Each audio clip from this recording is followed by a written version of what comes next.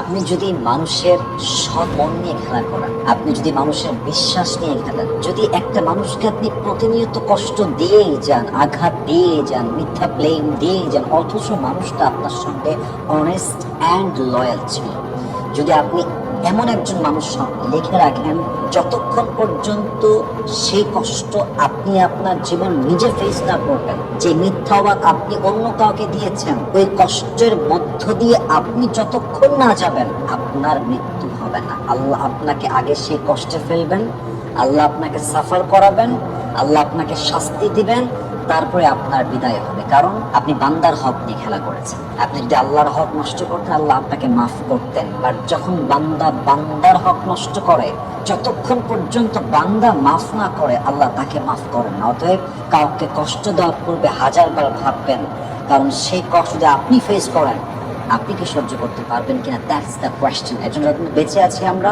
কখনো কোনো অনেস্ট কিংবা লয়াল মানুষকে আমরা কষ্ট দেব না, ইনশাআল্লাহ তাআলা।